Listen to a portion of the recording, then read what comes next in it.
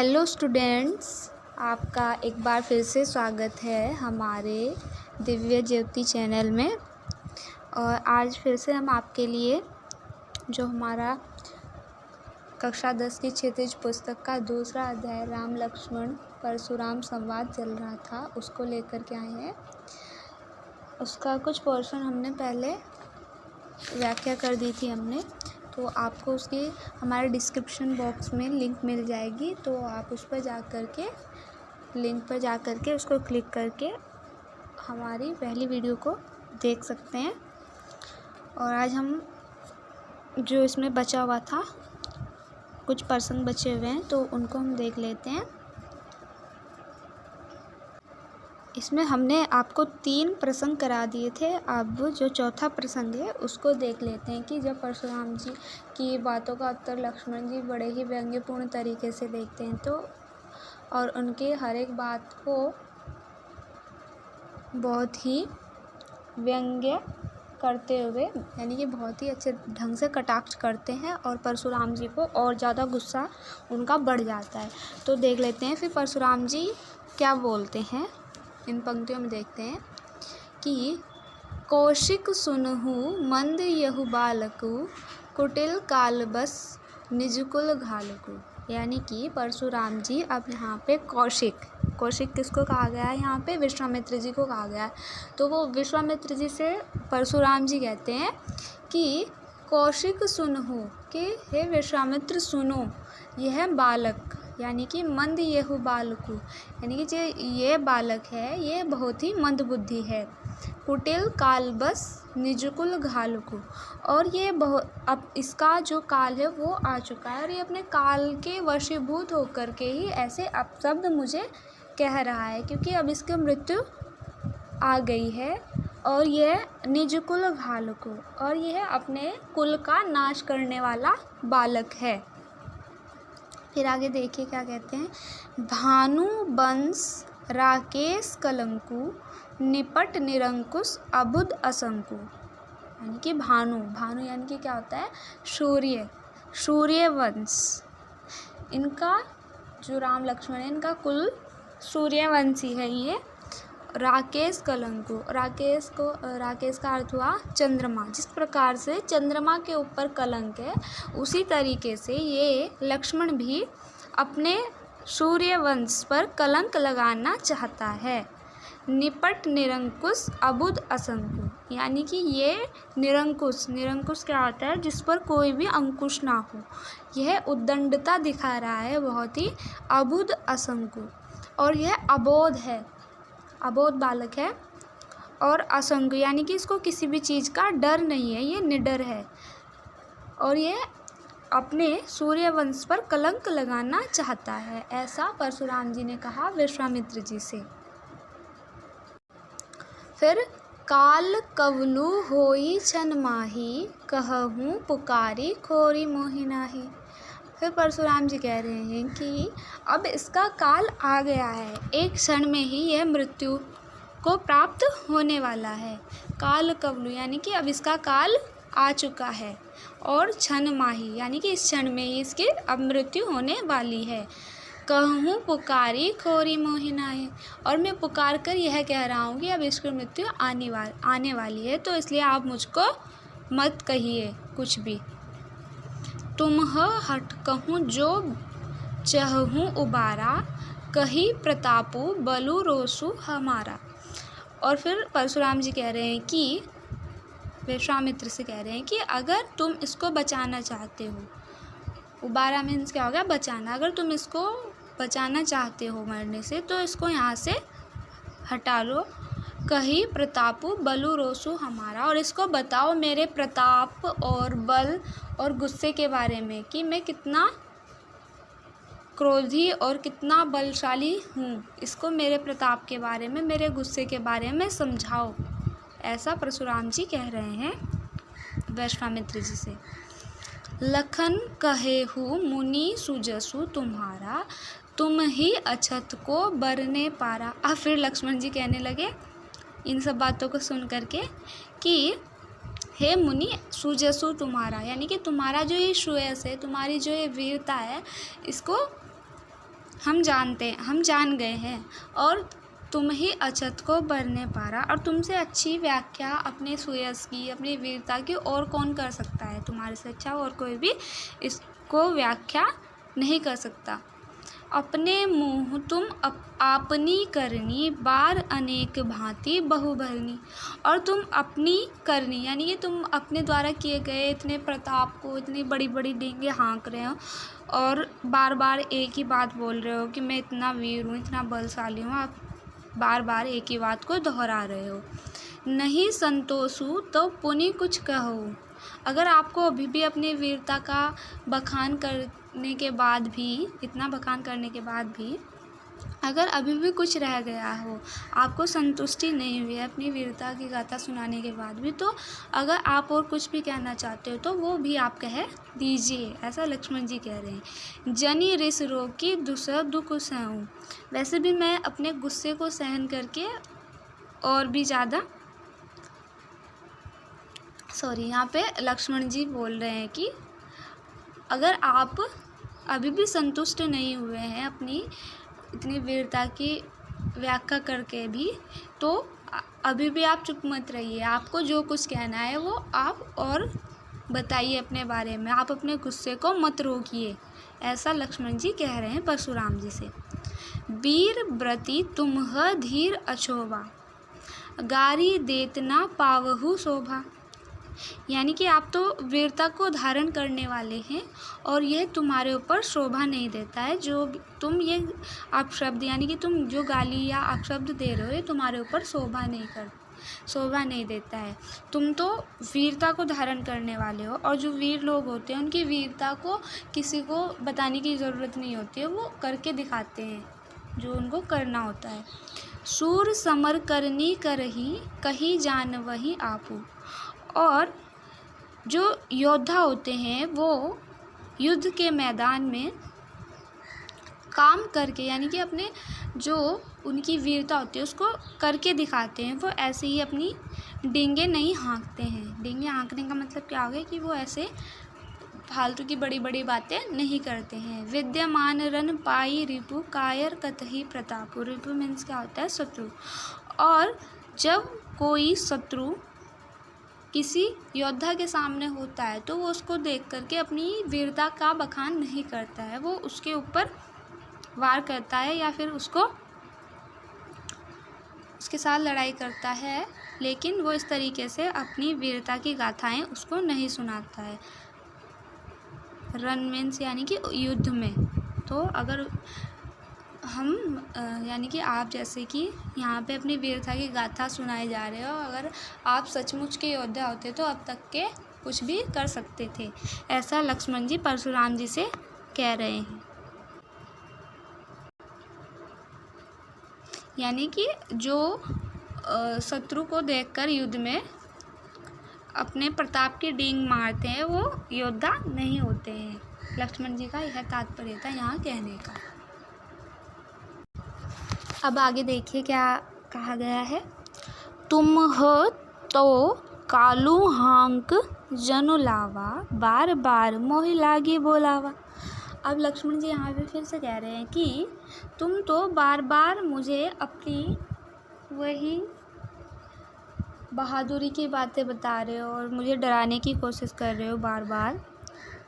सुनत लखन के बचन कठोरा, परसु सुधारी धरे उगरुआ। जब इस तरीके से लक्ष्मण जी बोल रहे हैं कि आप बार बार मुझे डराने की कोशिश कर रहे हो, अपनी वीरता की गाथाएं सुना रहे हो और कुछ भी आपसे नहीं हो रहा है, तो यह सुन करके जो परशुराम जी थे वो बहुत ही गुस्से में आ जाते हैं और इस तरीके से लक्ष्मण जी के वचन सुन करके वो बहुत ज़्यादा क्रुद्ध तो थे ही वो और ज़्यादा कठोरता में आ जाते हैं। उनका मतलब जो गुस्सा है वो और ज़्यादा बढ़ जाता है और वो परसु सुधारी धरे उकर घोरा, और अपने फरसा है जो उनका जो कुल्हाड़ा है, फरसा है, उसको वो और ज़्यादा सुधार करके घोर मतलब कि बहुत ज़्यादा गुस्से में आ जाते हैं वो बहुत ज़्यादा।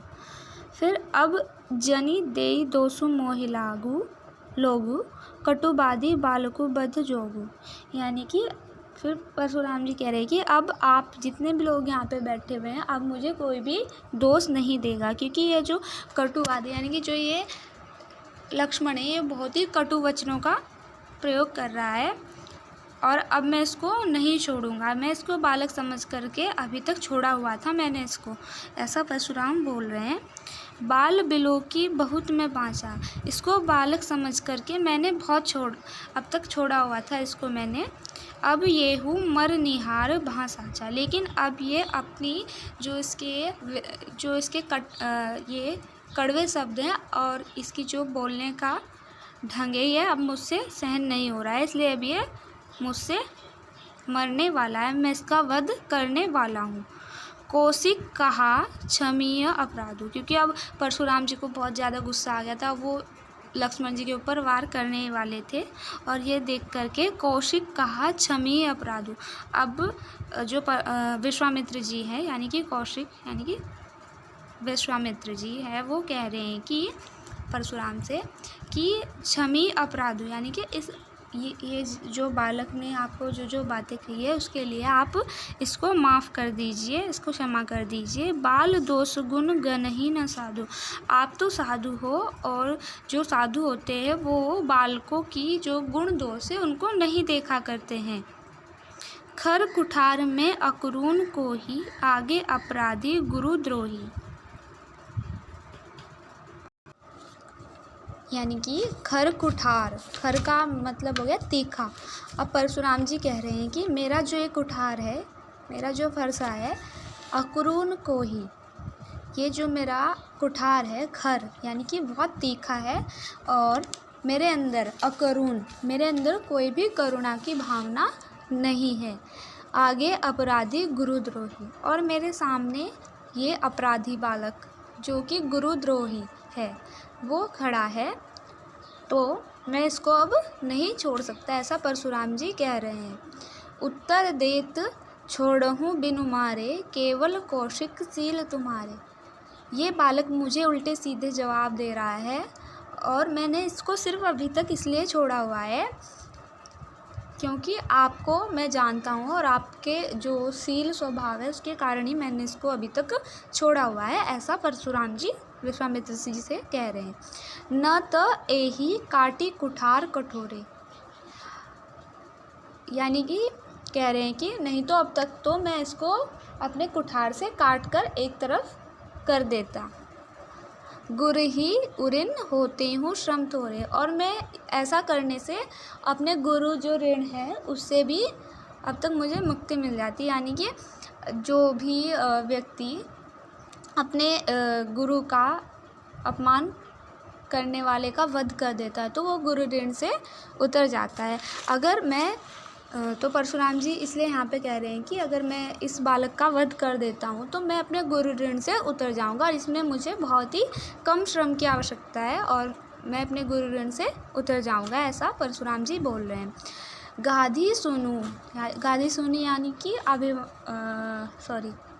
गाधी सुनू यानी कि परशुराम जी के ऐसे अभिमान भरे शब्दों को सुन करके कहा हृदय हंसी मुनि ही हरि अरई सूझ, यानी कि विश्वामित्र जी जो है वो अपने हृदय में सोच रहे हैं उनके इस तरीके के जो परशुराम जी ने अभी शब्द कहे हैं और इनको सुन करके जो विश्वामित्र जी है वो अपने हृदय में हंस रहे हैं और कह रहे हैं कि परशुराम जी को तो सारे में हरा हरा ही दिख रहा है, यानी कि जैसे कि सावन के अंधे को हर जगह हरियाली हरियाली दिखाई देती है, उसी तरीके से परशुराम जी को भी ये राम लक्ष्मण दोनों और बाकी क्षत्रियों के जैसे ही दिख रहे हैं कि जैसे मैंने और क्षत्रियों का वध कर दिया है तो मैं इनको भी ऐसे ही इनका वध कर दूंगा। लेकिन विश्वामित्र जी जानते हैं कि जो श्री राम जी है वो साक्षात भगवान जी का रूप है, तो इसलिए उनका वध कोई भी नहीं कर सकता और ऐसा विश्वामित्र जी सोच रहे हैं कि ये इनको सारी जगह हरियाली हरियाली दिख रही है, यानी कि इनको ये भी और बाकी क्षत्रियों के जैसे ही दिखाई दे रहे हैं।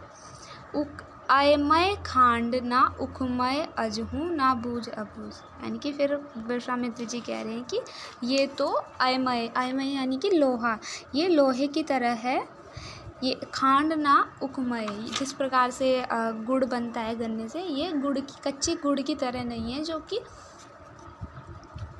ऐसे ही आसानी से मारे जाएंगे, ये तो लोहे की भांति है, अजहू ना बूझ अबूझ। और परशुराम इनके बारे में नहीं जानते हैं, ऐसा मैं जानता हूँ, लेकिन परशुराम जी इनको नहीं समझ पा रहे हैं, ऐसा विश्वामित्र जी अपने मन ही मन में सोचते हैं।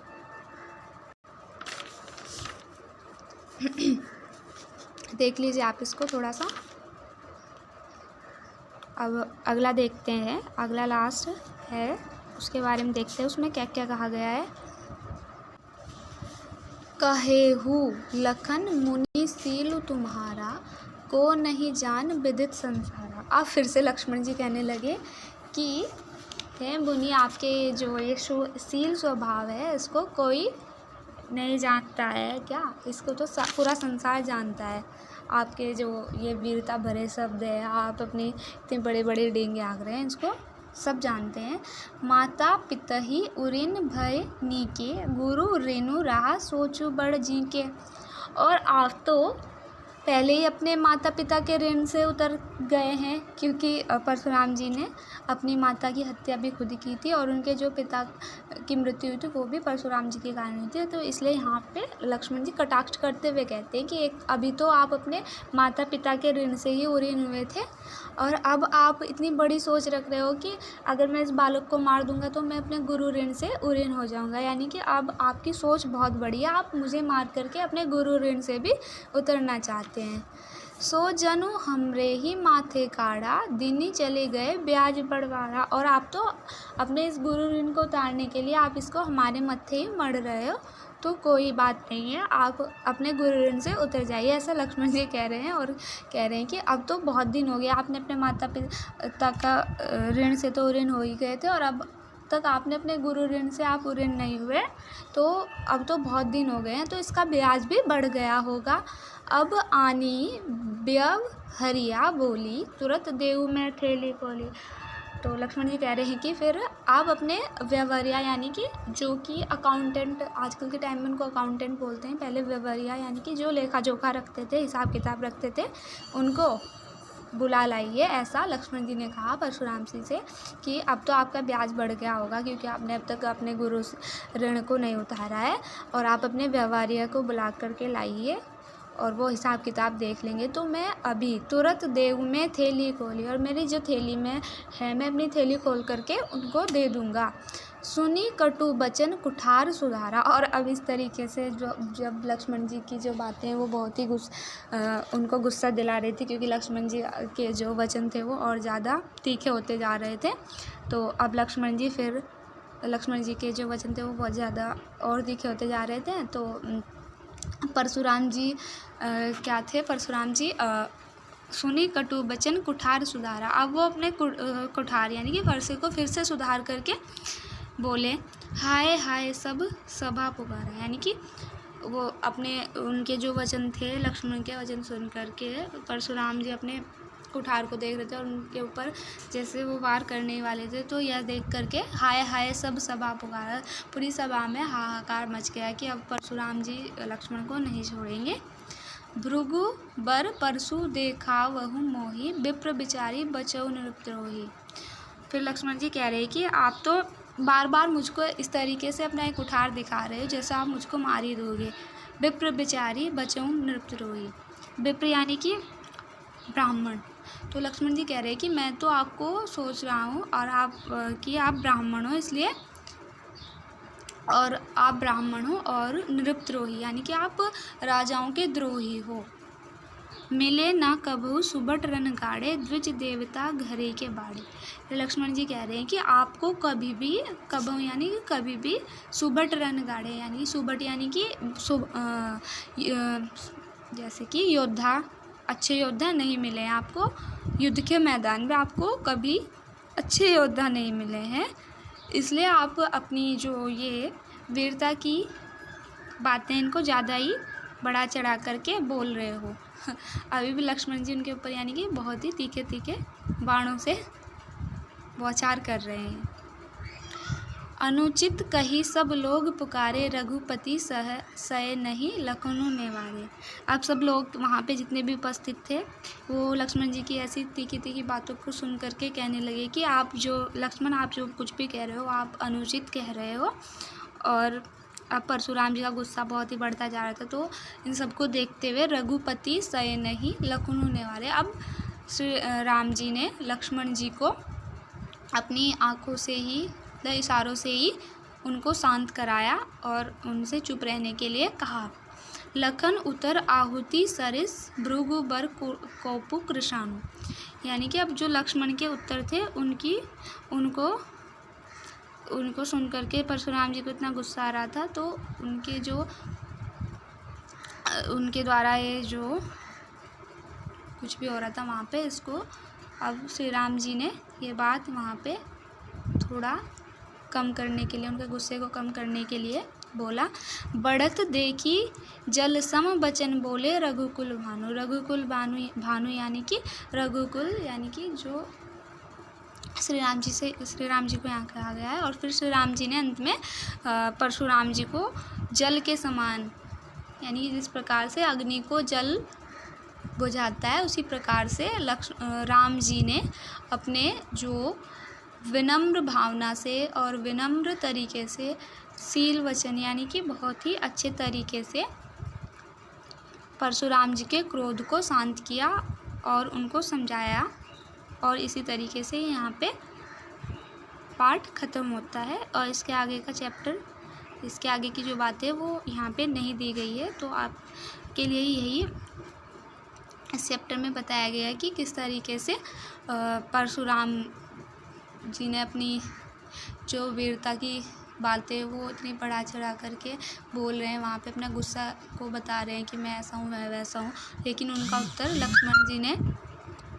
लक्ष्मण जी ने बहुत ही व्यंग्यपूर्ण तरीके से दिया, जिसकी वजह से परशुराम जी और क्रोधित हो गए। तो फिर लास्ट में राम जी के विनयशील प्रभाव के कारण ही परशुराम जी का गुस्सा शांत हो गया।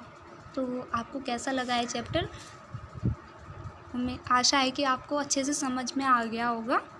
और जैसा भी आपको अगर आपको अच्छे से समझ में आए तो आप कमेंट बॉक्स में बता दीजिए लिख करके। और अगर आपको हमारी वीडियो पसंद आई हो, ये हमारे पढ़ाने का तरीका अच्छा लगा हो, तो आप इसको लाइक कीजिए और शेयर कीजिए और सब्सक्राइब भी कीजिए अगर आपको अच्छी लगी हो वीडियो। और इससे अगला चैप्टर हम आपके लिए लेके आएंगे, अगला अध्याय। और इससे पहले कि हमने जितना भी पढ़ाया हुआ है वो डिस्क्रिप्शन बॉक्स में लिंक दे देंगे हम, उसमें दी हुई है, आप उसको अच्छे से समझ सकते हैं। और इससे अगला जो हम आपके लिए लेकर के आएंगे, आप उसको ध्यान से पढ़िए। धन्यवाद।